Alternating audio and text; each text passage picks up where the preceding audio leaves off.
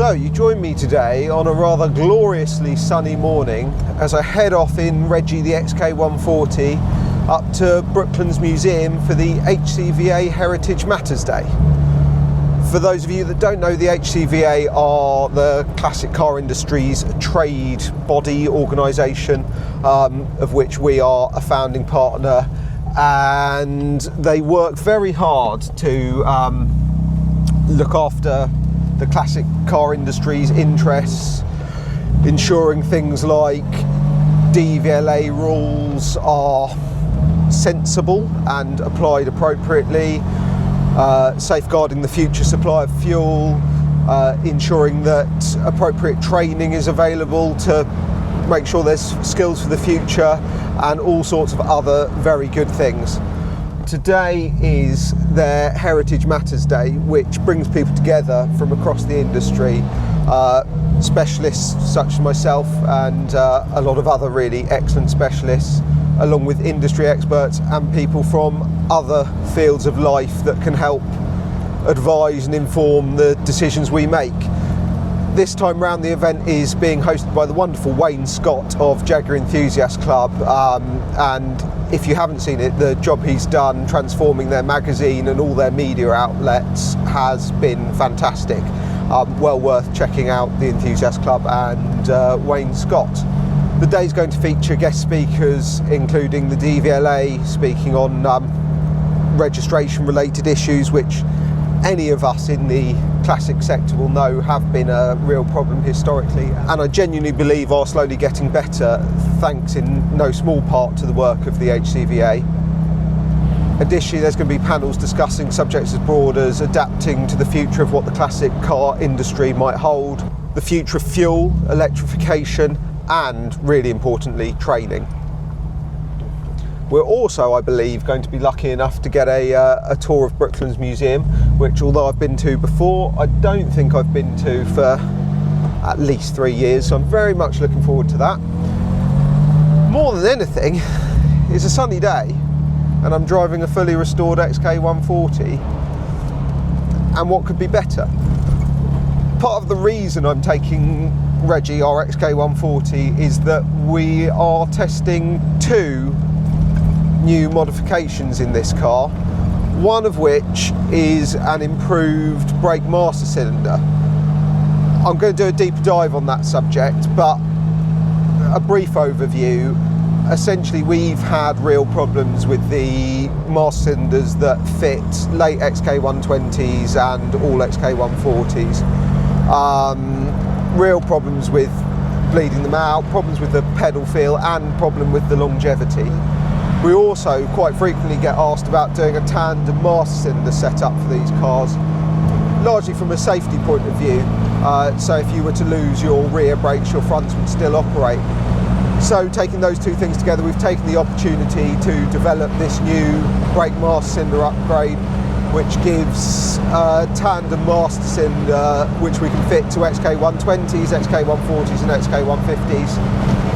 And so far I'm really pleased with it. It is a much more progressive pedal, and particularly combined with the disc brakes on the front of this car, it feels very nice. The brakes don't bite, it's quite predictable in terms of when it will lock up if you're braking hard. But more importantly for me, in kind of modern conditions and traffic and that sort of thing, which, let's face it, is how we drive these cars, and gentle braking and stop-start driving, the brakes don't snatch, it feels really smooth. So I'm very pleased with that. The other thing we're testing is some waterless coolant, which we have always been on the fence on, is probably generous. But we are trying some in this because we get a lot of customers asking about it. Certainly not had any problems with it so far. Seems to be working very well. I'm not sure it's made any particularly noticeable difference to the temperature the car runs at, but then that's because this is a car with a cooling system that's well sorted and working properly anyway.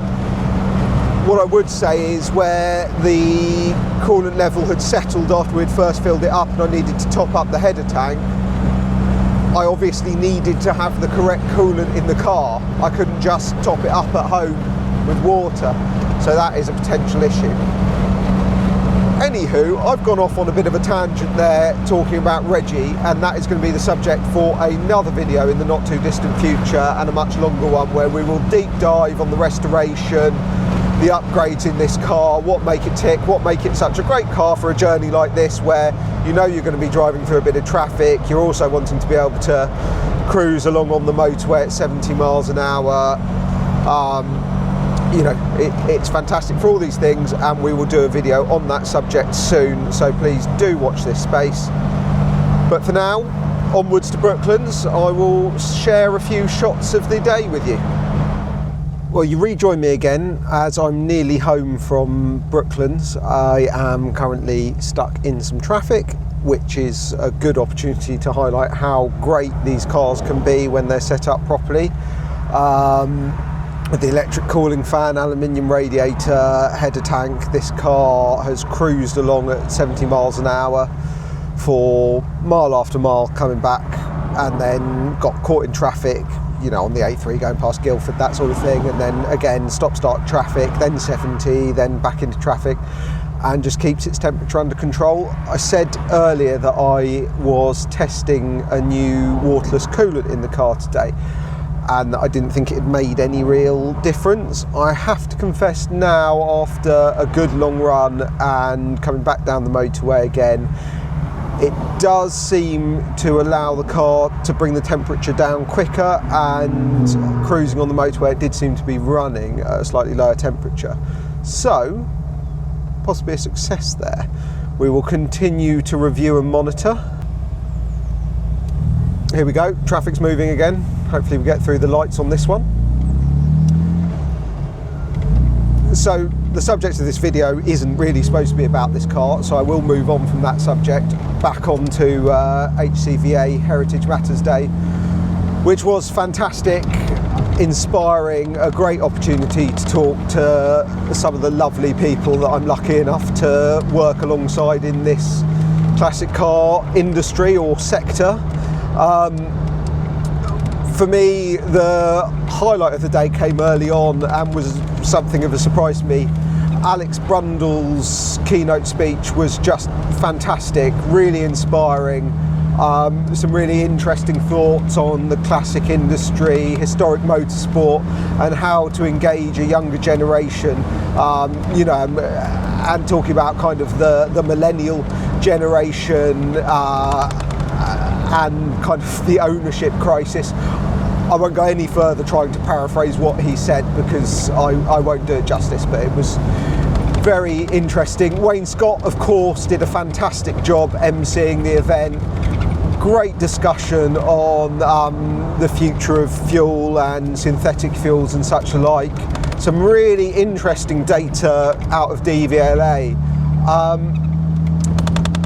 Fascinatingly, 2/3 of cars that were built between 1990 and 1999 that are on DVLA's database are SORMed. 2/3! That's incredible.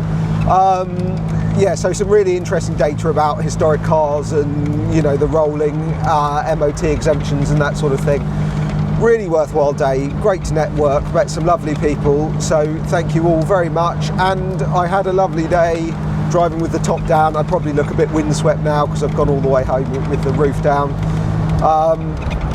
But always a good excuse to get out in a classic car, any excuse really. So, thank you very much for watching. I'll see you on the next one, and don't forget to like, subscribe and follow. Cheerio.